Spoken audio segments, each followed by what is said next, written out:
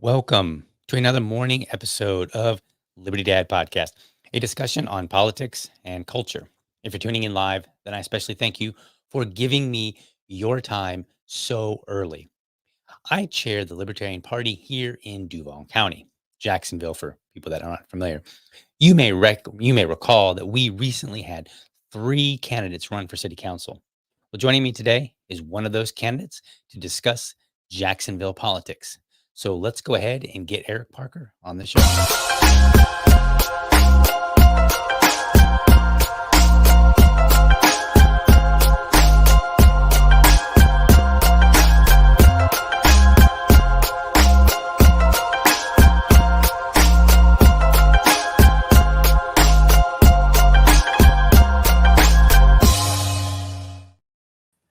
All right, Eric.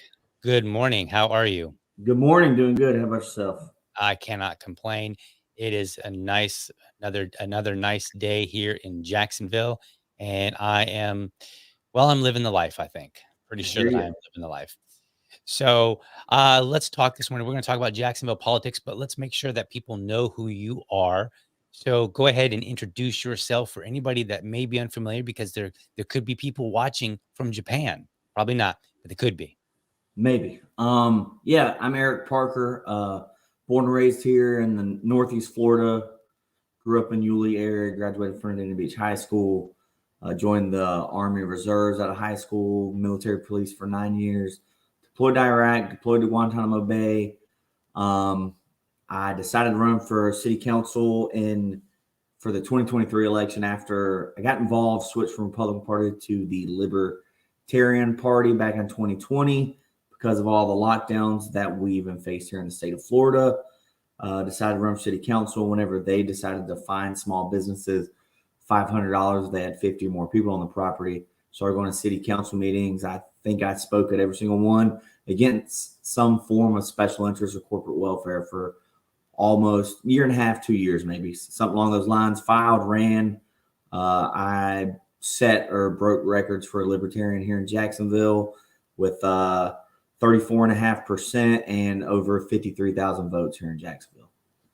Man, good job on that. And by the way, did I hear you say that the lockdowns here in Florida caused you to become a libertarian? Because Well, from what I've been hearing, the governor has said he didn't lock down Florida. I wouldn't say that's what caused me to become a libertarian. That's Right. what encouraged me to switch from the Republican Party. Because if you had a Republican president celebrating vaccines and mandates and pushing them on people, and then you had a Republican governor that, regardless of what he says, he did close small businesses, bars and breweries, which I was working at the time, for over 90 days. You probably know the numbers better than me, but didn't he have like emergency orders in place for over 365 days? I don't know the Something like number. that. And Yeah. and So just so people know, here's how things played out. So the governor, Ron DeSantis, he made a he signed in a, not an executive order. I'm trying to think of the term it is, but he signed an emergency order, I think is what it's called. So he basically said, hey, he declared that there was an emergency here in Florida. And the way that the statutes works is you declare that there's an emergency, then your executive orders basically bounce off of that. So he signed this document saying, "Hey, I'm declaring an emergency in Florida."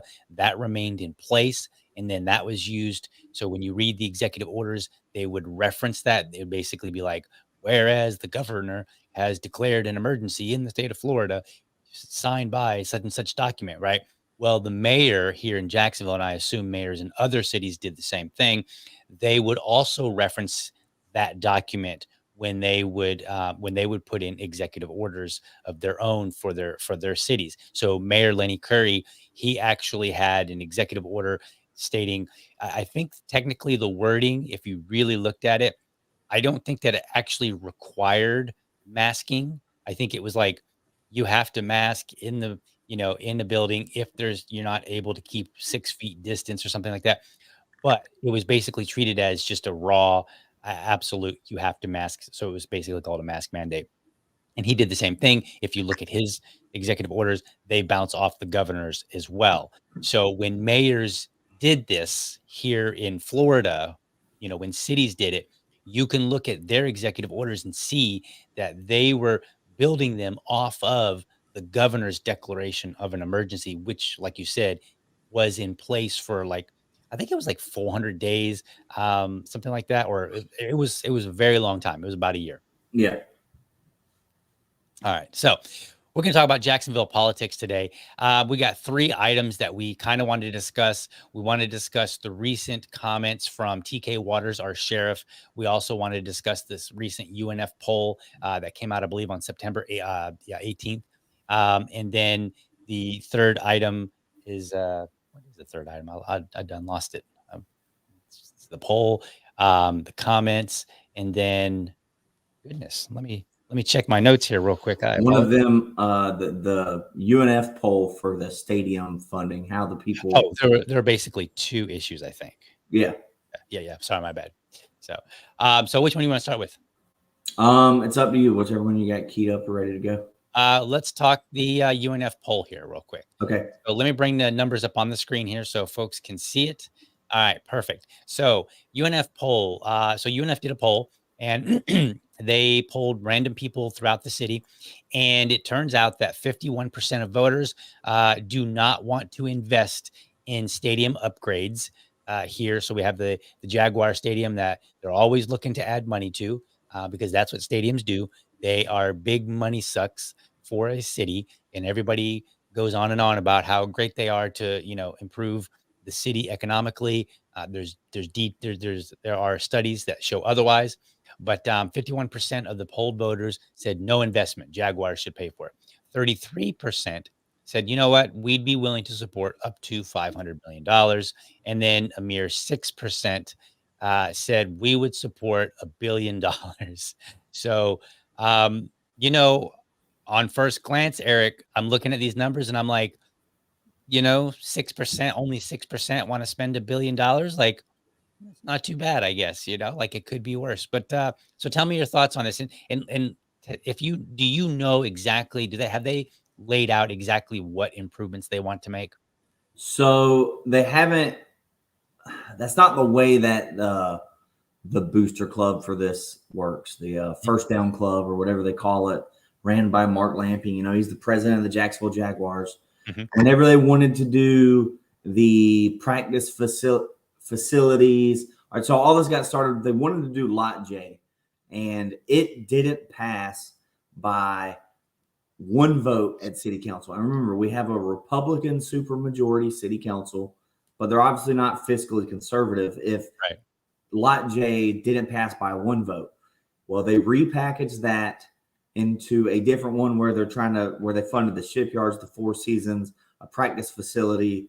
And, that was several hundreds of millions of dollars. I don't know exactly the dollar amount, but it was millions of dollars more than it should have been, because it should have been 0. Well, that one did pass.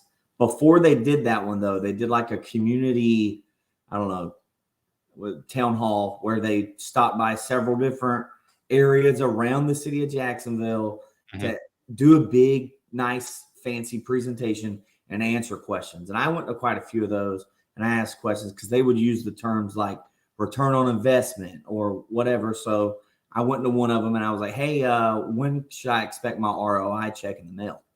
What do you need? So you keep talking about return on investments. You're going to take our tax dollars to build this thing. The profits aren't going to go to the people, but they have all these other reasons why, the metrics for why they say this is good for the city. But the majority of go check out, you don't have to do it, but the Center for Economic Accountability, they've done multiple studies on public funding of football stadiums and why it's a bad investment.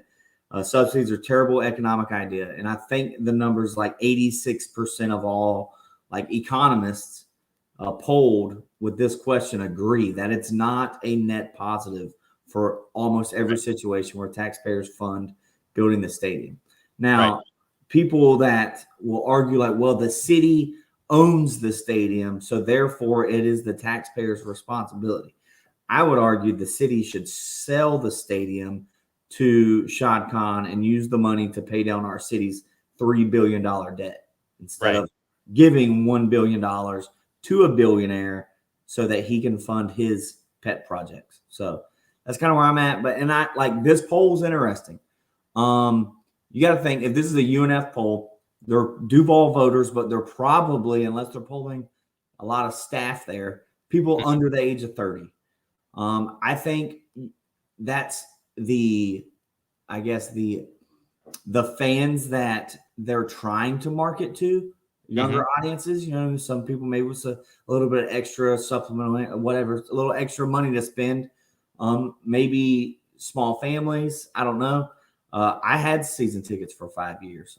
There was one good football season out of those 5, and it cost us a lot of money. So, and people argue, well, look at all the part-time or the jobs it creates and the money it brings to the city, revenue, this, that, and the other. It's like, yeah, if we have, let's say, depending on where we're playing our games in London, let's say we have 8 home games a year. You know what I mean?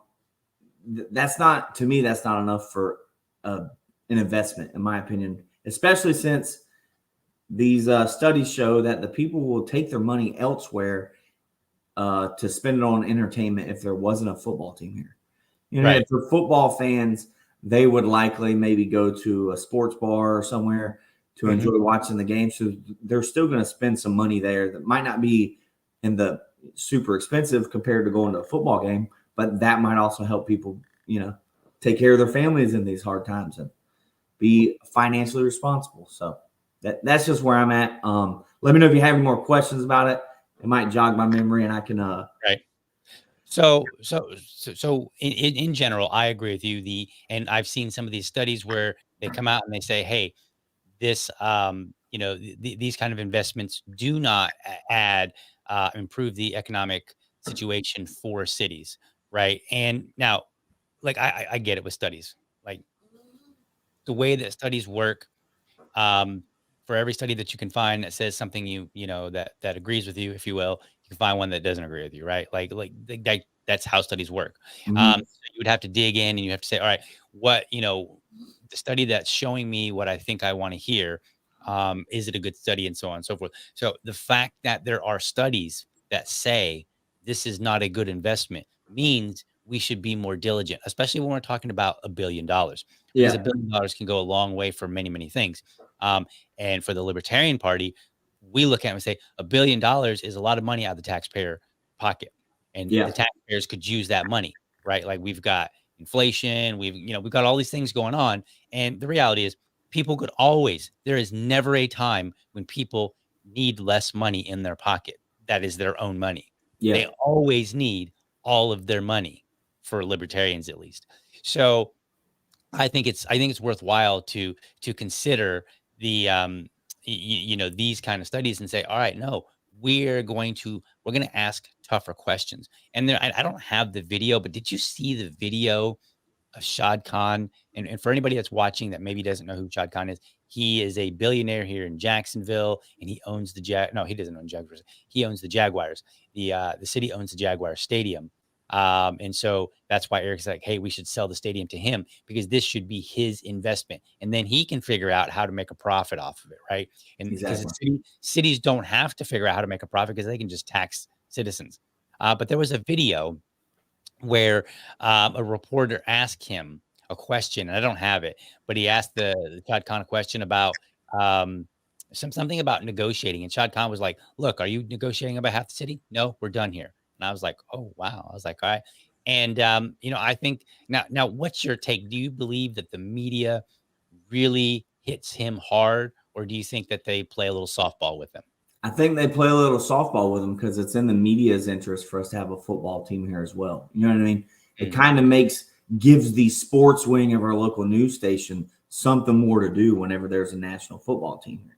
You know what I mean? Like anyone who's their career depends on there being a football team here. Of course, they are going to be pro subsidies for the Jaguars. And that's my issue is you could usually, whenever I go on Twitter or something and like comment on a news station, you can look at the people that are disagreeing with me on Twitter, and they probably have a picture of them at the Jaguar Stadium. Or, it might be somebody that is in that lexicon of profiting off of professional sports, maybe. Right. Another point, like if you think about it, 6% of Jacksonville, I get it's a poll. They only polled 500 or something people. But 511. 6% of the million people that live in Duval County, that's like 60,000, right? I mean, I think I'm doing my math right there. The stadium holds about 60,000. I think it's 61,000 people. So if they could play good football, which we have seen lately that they're not able to do right now, even though they're supposed to be a great team on the, competing for the playoffs.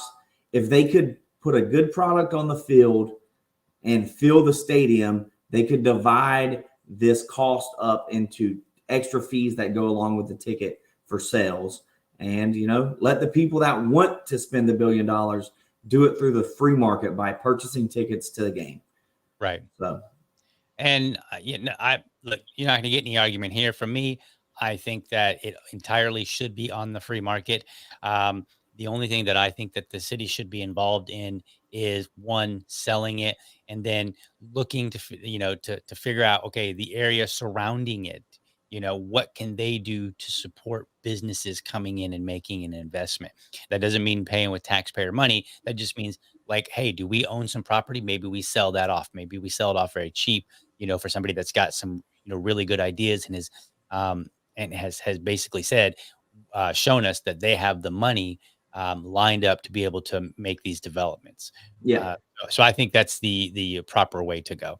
All right, so we're in agreement. We shouldn't. We'll have to keep watching this to see how things play out. It looks like they're probably just going to repackage it again, or try to do something else to get taxpayer money, because it is an incentive for billionaires to not spend either their own money or have to go out and find money. It's an incentive. It's just the way it is.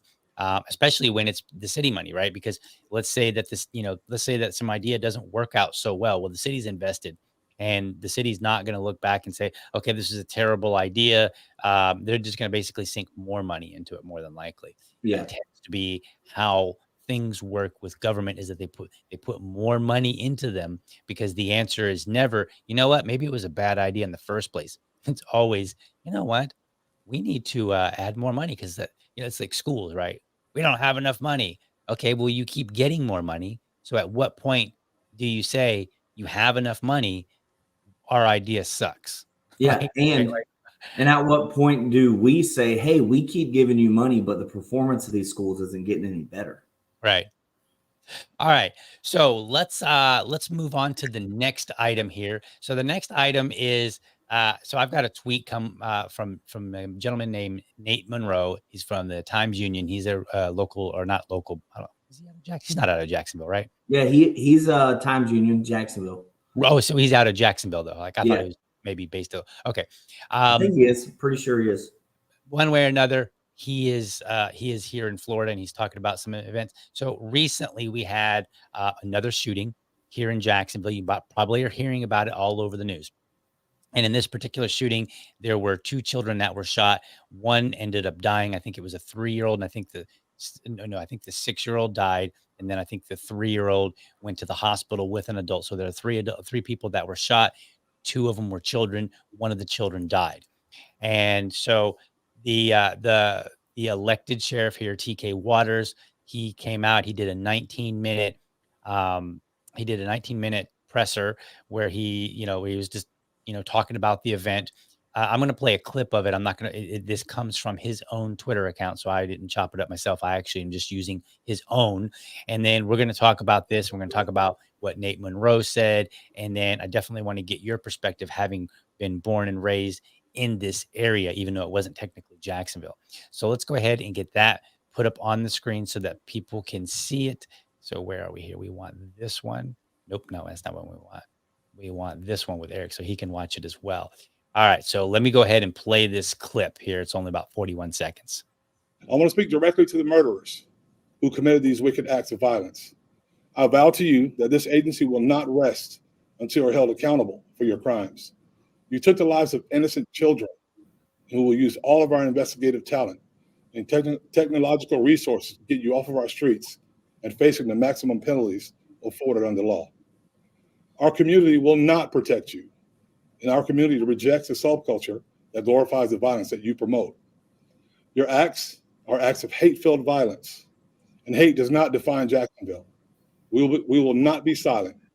We will not be passive. We will not rest until justice is served. All right. So now that wasn't the controversial part of his comments. I don't have those, unfortunately. The controversial part of his comments, he had said, where's the outrage? He's criticizing people for not being outraged enough. And what he means by that is in the shooting with the white supremacist who came from Clay County over here and went to a Dollar General and shot, and I think he killed 3 black people. And he was a white fellow who had some sort of like white supremacist manifesto. For all the evidence points toward it was very racially motivated, right? Like this is not one of those cases where everybody's like, oh, it was a white guy and a black person, so therefore it was race. Like he himself literally made it a race issue. So hands down, I'm comfortable saying it was definitely race motivated. He killed 3 black people, and then like that was like on a Friday. No, that was on a Saturday. I think the shooting was on. It was Saturday afternoon. Yeah, Saturday. I was in studio with another podcast. Gotcha. And so then Sunday night, they had a vigil. And then Monday, they had an anti-white supremacy, a stop white supremacy protest. Okay. And a lot of people attended both of them. Yeah. Okay. And so what he's talking about, he's like, hey, look, because in there he referenced it. He said, hey, there was a protest just a few weeks ago. That was the protest he was talking about. And it happened literally the protest happened literally the 2 days after the shooting. And then one day after the shooting, they had a vigil. So for this event, there has been nothing. So he's criticizing the community and said, just in general saying, hey, where is the outrage? Why aren't you outraged enough? And I think there's something to be said there. Now, some critics of his have suggested that there's always been outrage over killings. Now, since I'm not a native to Jacksonville, I can't speak to that because I've been here about 10 years, but I haven't necessarily been involved in politics and whatnot for that 10 years. So Eric, let's kind of address some of his comments. So number one, is he correct in saying, that there's not enough outrage, or are the critics of his who say there is a lot of outrage and has been for many years, are they correct in your opinion? So I disagree. I think the choice to use the term outrage is a poor decision on his part. You could have said, where's the activism? Where's the, outreach instead of outrage? Okay. You know what I mean? Like why? Because don't get me wrong, like, the vigil, I was at it, and it was, mostly people actually from that community whenever the Dollar General shooting actually happened. So like that is like what you need in times like this, is the community coming together. Now, it was used as a political stunt also. Ron DeSantis showed up and got booed. Jacoby Pittman was saying, stop booing him as long as he's going to give us some money. Right. You know what I mean? That's sort of for that. Yeah. And, Angie Nixon used it, and then the event the next day, you know what I mean? She's probably planning on running for city council next. So that's just a guess of mine. But you know what I mean? Like, that's not bringing the community. Don't get me wrong. The vigil was meant to bring the community together. They had a lot of faith leaders there and prayer, and a lot of people were together. You know what I mean? That was good, showing, hey, look, we're all in this together. But then they immediately used it as stump speeches for politicians. I think the sheriff is kind of doing that here, but he's trying to do it from his conservative Republican Party leanings. Like, hey, look, you guys only focused on that and you were outraged because it was a white person. I feel like this is what he was saying. Because it was a white person, why don't you act the same way whenever it happens in our community?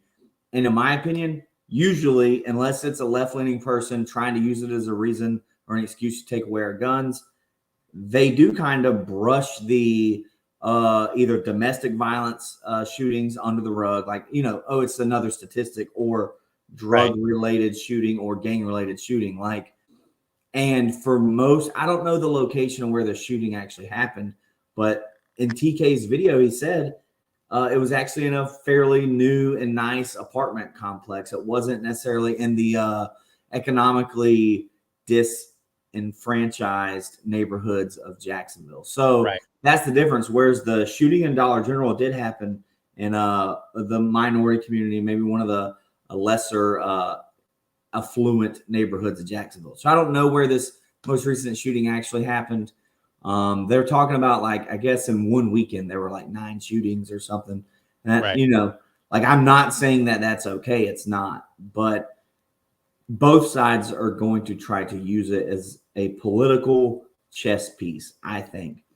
I think so. And I wouldn't use the term outrage, because outrage doesn't do anything. It might get you suggest that people weren't angry, even if they, you know, like I didn't go to the vigil, and I almost never go to protest, but that doesn't mean that I wasn't angry about it. Right. Like, so I can understand where people are like, what are you talking about? I, of course, was outraged. I was outraged at home in my lazy boy chair on Twitter. I was totally outraged. And that's the difference. And they might have been legitimately outraged. I'm kind of poking at them a little bit, but well, and I'm hoping, like, whoever was in that community, in that apartment complex, they should have just been coming together as a community and be like, look, guys, we're not going to let this happen. You know what I mean? Like, that shouldn't let people come to your neighborhood and stir things up. I don't know if the shooter was there because of the neighborhood. So that was a 20-minute long video that he originally did, and I watched most of it. I don't know if I actually finished all of it, but now I don't know if you are okay to segue into the clip that you just shared, if you had any points from that clip to make. So, yeah, I do actually. And we're going to come back to the issue of outrage and community concern and all that. We're going to come back to that in just a moment, folks.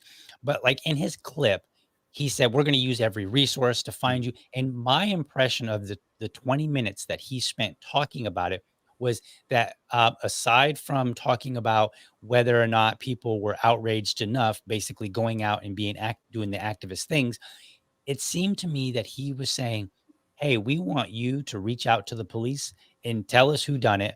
You know, basically, hey, you need to go be snitches. And, you know, is basically what he's saying.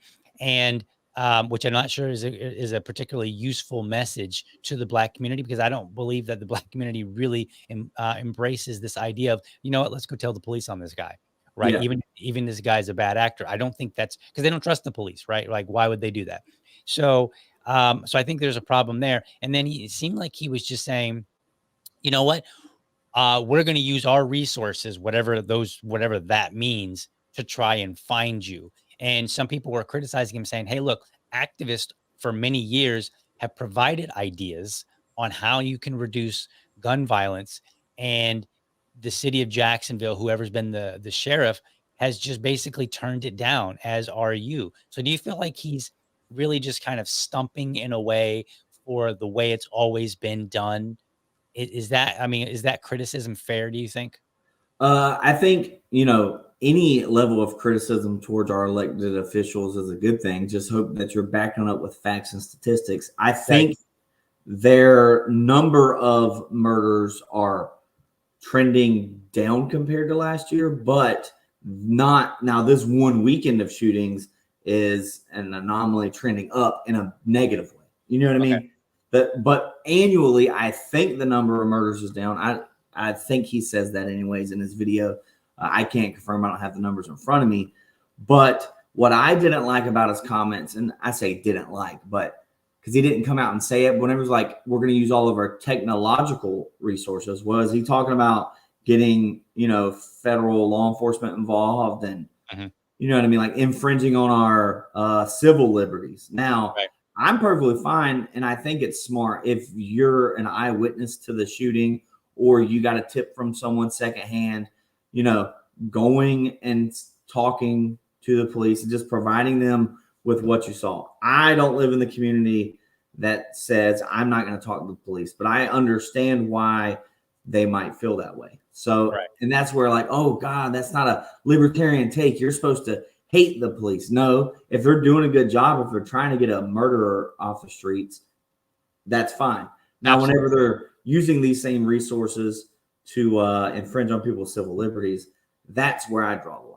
With their technological go after legitimate rapist and violent criminals, people that murder and kill and, and rob and Yeah, rape. So, violent crimes, go after them and maybe not worry so much about the jaywalkers. exactly. So, and when I say maybe, I mean absolutely. Okay. I'm worried that I don't like the level of information that they don't share, and they say, Okay. well, it's a current investigation. And I get that. I guess if you say something wrong in a presser that is not factual, it can be used against them whenever they try and convict Right. these criminals. So I get it, but let us, like, some of the reporters were asking questions, maybe about a different shooting, but they're like, hey, we heard, the kids were in the bed when they got shot. Was this a domestic issue? Right. Those kinds of questions. And I'm like, that would be a pretty terrible thing for them to do, to try to spin this like, oh, this is about guns on the streets and violent guns. Because a few reporters like, how are they getting these expensive AK-47s? Right. The TK says they're buying them, or they're buying them illegally on the streets, which, Right. I don't. But if this happened to be a domestic Made issue, it sound like they were passing them around, like somebody uses an AK-47 in Tampa, and then they're like, "All right, this one's done. Send that one to Jacksonville." I mean, that was my impression because I was like, "Really? They just pass them around?" Like, I'm not buying that, to be honest with you. I think I think, maybe that's not what he meant. I don't really know, but just when I listened to him, I was like, it really made it sound like people were, committing one crime and then saying, okay, we've hit our crime limit here in this city with this particular gun. Let's go ahead and sell it and send it to somewhere else so they can use it. And I was like, that just sounds absurd to me. I'm not a criminal that uses AK-47s to commit, violent crimes. But what I assume is that if I were, I would probably keep my gun unless I had a very specific reason to get rid of it. And if you don't know that I even have it, then there's no reason for me to get rid of it. exactly. You know what I mean? I guess maybe the shell casing and they can, trace it back to me and say, okay, you're the one that shot, whatever. But I would assume that criminals aren't really thinking, on that and level. then imagine if you get caught with a firearm responsible for a crime somewhere else, and then they're trying to pin that one on you too. So that doesn't make sense to me either. You know what I mean? So, yeah. So, okay. Go ahead. So I want to kind of circle back a little bit to this idea of outrage, because, I think that I think from what I've read from some of the activists, who are like, no, we've been outraged and you're not implementing some of these best practices that we've been calling for. That may be fair. I'm not going to, because I don't know what those best practices necessarily are. But I think that I think there is something to this idea that people aren't outraged enough. And as you said earlier, outrage is probably a very poor word to use. It should have been like something more specific, like, hey, you're not rallying in the streets. Like there was no vigil, there was no rally that said, hey, stop the violence, bring everybody out and show them that as a community, we won't tolerate this. But they sure as heck did it for the racist guy over in Clay County. So I think what TK Waters was getting at was, you did it over the racist guy, but you didn't do it over children. Why? Why is it not important enough? So here, I'm an old guy. I'm 45, right? So I got a little history to me. Not a whole lot, but I got a little. In 2000, I want to read you something and I want you to tell me, and Eric has no idea what I'm about to do. I want to read something to you, and I want you to tell me if it is, if it's still relevant today. So this came out in 2000. I should have played it, but whatever. Let's see, where do we want to start? So okay, so I'm gonna read it, and folks, bear with me here. I'm gonna sound like Ben Shapiro. And it seems like the media immediately points a finger at me. So I point one back at them, but not the index or pinky or the ring or the thumb. It's not the one you put up when you don't give an F, when you won't just put up with the BS they pull because they full of crap too. When a dude's getting bullied and shoots up a school, they blame it on Maryland and the heroin. Where were the parents? Here's the part I really want to focus on. And look where it's at. Middle America. Now it's a tragedy. Now it's sad to see an upper class city having this happening. So if you're not familiar with those words, those are the words from The Way I Am from Eminem back in 2000, I think. I think that's when that song came out, 2000. Yeah. In 2000, he was saying, hey, look, I mean, effectively, nobody cared until it happened to middle America. Yeah. And I feel like that kind of still holds true. Like, people tend not to care so much until it happens to middle class America. Yeah. Do you feel that's kind of at play here? And this is in this still is a reflection of today of society?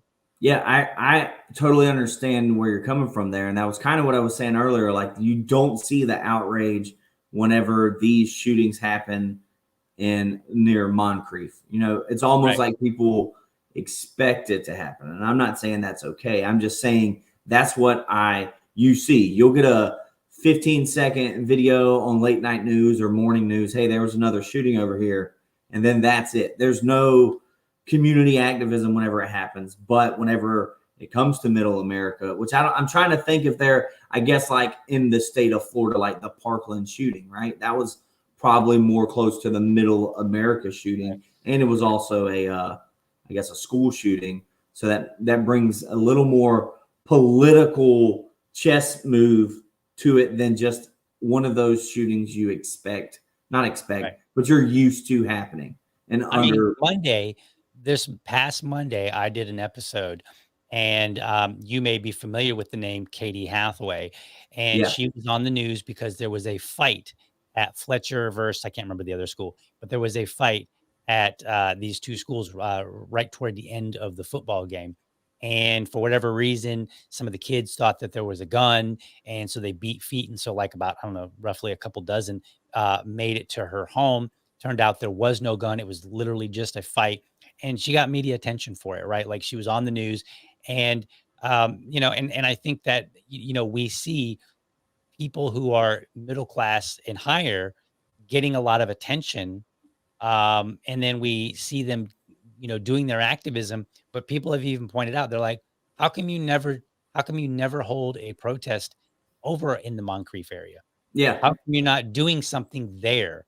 Right now, it made sense that they had the vigil at literally at the Dollar General. So that made sense. And sometimes it does make sense to do it like at that location. But a yeah, lot of times when it's not tied to a specific event, right? Like these activists, they will go to what I consider to be safe areas to hold their yeah, meetings when they're unrelated to a very specific event. And I've seen that. Like, I've seen people, I've seen the Moms Demand Action.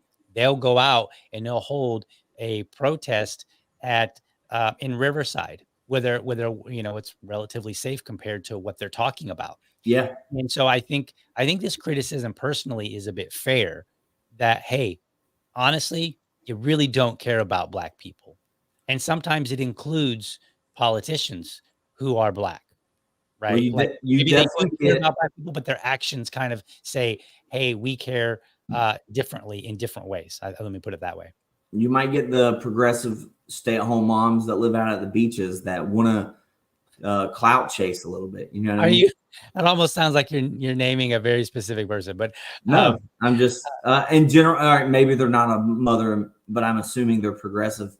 right. Or the irony of that is, speaking of firearms, if they were, I could kind of get a sense from a few of the reporters when they were asking questions about AK-47s and semi-automatics, as if rifles, as if that's what was definitely used in these most recent shootings. And I don't know anything, and that's what I mean. Like, I kind of wish law enforcement would give a little bit of information. Speaking of that, like the Dollar General shooting, weren't they talking about like having the manifesto and releasing it? And did that ever happen?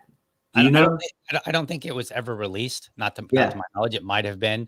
Well, because we've manifesto, moved on to the next thing. You know what I mean? right. Like, They we did got they all did at the, least cite from it, though, right? yeah, Like, we didn't get it, but I do remember that, several, like, I think the sheriff and some other people had quoted from it, yeah. but I wonder if they didn't give it to us in full. what if it's possible, and we don't have the funding to get but a FAFO or Freedom of Information, that wouldn't Oh, be yeah, FAFO. FOIA Act. FAFO is that other thing, but Right. Freedom Yep. of Information Act, FOIA. Yeah, we just call it FOIA. FOIA. Yeah, FOIA. So I So just wonder if maybe like somebody needs to submit one. somebody like the Firearms Coalition or someone could reach out, somebody where it's like, hey, look, they tried politicizing guns and gun culture and the Second Amendment over this, and they never released the manifesto. Same thing with like all these shootings. I don't know if that would hurt or help our point, but I would like to know what was actually used. Not that it makes it different. There's dead kids involved, but if you're going to share some information, try and share all, or you know what I mean, not just a piece of information that helps argue your point. Share all the facts. Right. Yeah. So, because I think that the community members need to hear this information. Maybe maybe even us gun activists, who are like, hey, we support the Second Amendment. Us libertarians, we're about you can own a firearm of any choice that you want. So if you want to own an AK-47 for libertarians, we have no issue there. Right. But even for us, if the information looks kind of damning to us, we still need to hear it so that we can have a broader conversation about what do we do about gun violence. Because at the end of the day, while you and I may be able to carry and, practice and go to the range and be prepared and, keep our head on a swivel in case something, pops off, a child cannot.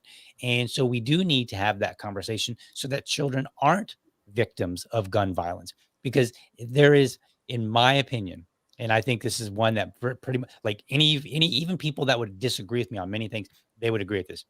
There's absolutely no excuse whatsoever for a 6-year-old to be a victim of gun violence. We're not talking about like, and we're not talking about like an accidental, I don't want to portray like, hey, it's okay if it's an accident. But what I'm saying is like, I want to specifically say if it's specifically gun violence, somebody intentionally was trying to harm another person, there is no reason, no excuse whatsoever that a child should be killed ever. Like none. Right. And we should as a community, and I'm kind of with the sheriff a little bit. We should have seen some vigils. We should have seen some activists. We should have seen people saying, you know what? This is unacceptable. These were babies. We need to get out there and we need to show these, whoever they are, whether they're gang members, whether they're, people that are violent, having domestic issues, whatever the case may be, we need to show them that, hey, we will throw you under the bus and back it up and roll over you again and then back it up again. We will hammer you for killing children. If you're going to commit violence, it damn well better not be against children. So I do think that we need to have that conversation. And I think that, I think that when it's Black folk, I'm not so convinced that we have changed since 2000 when Eminem penned those words. That people don't really care until it comes to Middle America. Sorry, and I don't believe that. I don't believe things have changed.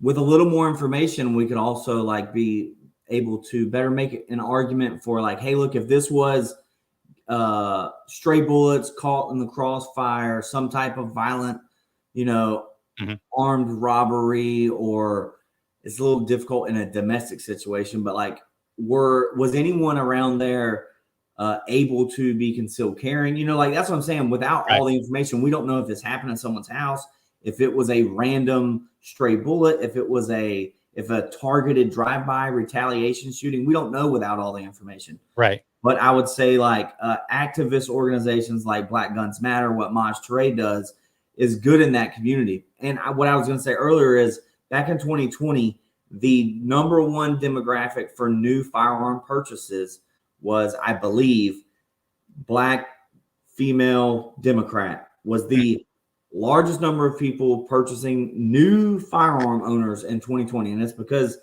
people were burning down their cities and they were like, I don't have a gun. I need to go get one. You saw lines at the gun store in California, around the block. And then they have, I don't know how long their 14-day waiting period or 10-day waiting period or whatever. So these people are like, I feel unsafe and I want to protect myself.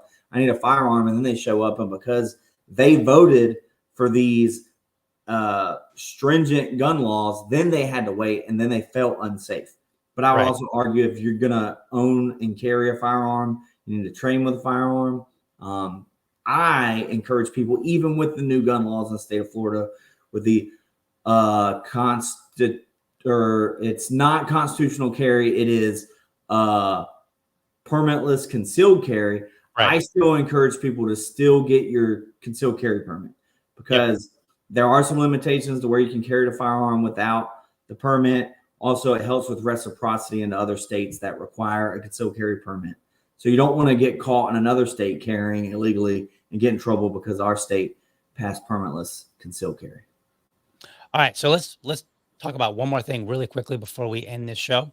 And we're going to get away from the gun violence. We're going to talk about city council, since that's what you ran for. So I want to pull this up on the screen. So this is a comment from a local journal, from a local journalist. We talked about him earlier, Nate Monroe, but this is something related to the city council. So let's pull that up on the screen. So hopefully you can see it, folks. It says, it's 2 tweets. First one says, the council almost wordlessly signing off on nonprofit grants benefiting its own members will never not shock me. They're supposed to be fiduciaries of public money, utterly shameful. And this would be true even if those nonprofits were above reproach, which is not the case. And then he follows it up with the second tweet. 2 of these members also sit on the finance committee, which heavily influences the budget. No justification for this, no real discussion. It's the kind of stuff that could easily be the subject of a state grand jury. So then, and then I quoted him, and this is what I said. Remember, and I don't have it on the screen, folks. Remember what you could have had, Jacksonville. The Libertarian Party offered 3 candidates who were ready to be fiduciaries of public money proper. And remember the media that ignored them. So, Eric, did I go too far here? No, not at all. I think we need to go further, if you know what I mean. Okay. What I mean by that is get involved in your local community, regardless of what district you're in. Email first look up the bills we're talking about. It might require you to go to the city council and look up the agenda for city council meetings.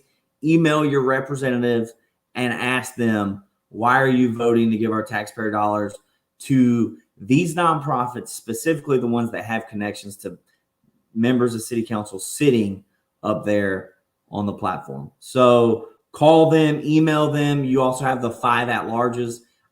I don't want to get this wrong, but I think whenever we were running for city council, so I don't know if those numbers went up or down with the new city council, but 17 of the 19 members of city council had some connection to a nonprofit here in Jacksonville. And all of them, what they do is recuse themselves from the bill. That way they're not voting to give themselves money, but the other 18 vote in favor, or you know what I mean, enough to make it pass. Basically. And then the next go around, they vote for their buddies that voted for them to get money. So, quid pro quo, you scratch my back, I scratch yours, kind of lame duck round robin it around city council, giving out some of them upwards of hundreds of thousands of dollars. One of them, and Jacoby Pittman is in charge of, I think it's the Claire White Mission. Is that the one she runs? Like, they are potentially open to, I think, a grand jury investigation. Wow. Something's going on there. So we could talk about that maybe next time we do this. All right. Maybe dig a little deeper into that. Let me ask you. I want to ask you, because you were one of the 3 Libertarian candidates that were running. So out of the 3 Libertarian candidates, how many had connections to a nonprofit that might have seen a bill like that? So none of them. I don't want to shout out to Just Like Us, I think is the name of it, and that's the Aurora Boz, but not Tub. His wife has a nonprofit that helps the homeless. I don't know if she's ever asked for a taxpayer funded grant or not. That's the only one I can think has a connection to a nonprofit. And I don't want to speak for them. You can ask Tub next time you have him on. But I don't think his church is considered a nonprofit, and he did that on purpose. And he wouldn't ask. The reason why he decided to run is because the city was trying to shut his church down, not help them out. So that's the only one I can think of with any connections, but he would have been the one that would have never even asked for. So now my next question. Yeah. Out of the 3 of you, and you can tell me your confidence level on your answer of this too. Out of the 3 of you, how many would have voted to give taxpayer money to any nonprofit? None of us would have voted to give any taxpayer money to any nonprofit. And we also would have been loud and vocal about not giving it to the ones that have connections to city council. Right. And so how confident are you in that answer? I'm 100% confident in that. Okay. And me too. Like, I'm just asking because that's, that's what you're supposed to do. I know you kind of threw me a curveball there, and I don't know if you were even thinking of Melissa's nonprofit, but I wanted to be honest. Like, Tubb understands what it takes to run a nonprofit, and that nonprofit's out in the streets helping feed and clothe the homeless in downtown Jacksonville. So, and that's what I mean is like nonprofits in Jacksonville provide a good service to the community. Whenever we went on this and we said we wouldn't vote to give them any money, a lot of people, not necessarily our direct opponents, but people in the campaign process attacked us for this. Like, whoa, you can't do that. And I was like, well, I don't think it's a good idea, just as Nate Moreau points out, to be connected to a nonprofit in any way, either because we would use the term being on the board. And they were like, well, sometimes being on the board, you don't get a salary. And sometimes you could just be an employee of a nonprofit collecting a paycheck. Right. And I'm like, and in my opinion, if you were an employee of a nonprofit, you shouldn't even put that bill forward. Right. To get the money. So and you should actually vote if you, instead of voting or recusing yourself, which they might be required to do, you should probably be lobbying your counterparts to be like, hey, this isn't a good idea because I'm associated. This could end up looking bad. Instead, they, behind closed doors, beg for the money and then they get it. And it honestly, to me, I think it could be a legal money laundering, if you ask me, because you had the K9s for Warriors, they were getting money. The Fire Watch, they were getting money. These are also connected to, Republicans and Democrats across the board were all connected to some nonprofit getting taxpayer money. Now, let's be very clear, folks. And I'm going to speak on Eric's behalf, but I'm pretty sure he's not going to disagree with me. Libertarians and libertarian candidates, we do not have an issue with nonprofits. We do not have an issue with candidates who are connected to nonprofits, not even necessarily sitting on their board. Nonprofits are a value add to the community, and the Libertarian Party would absolutely support many nonprofits doing a lot of this work because it is in the free market sector. Where we have a problem is when we start using taxpayer money.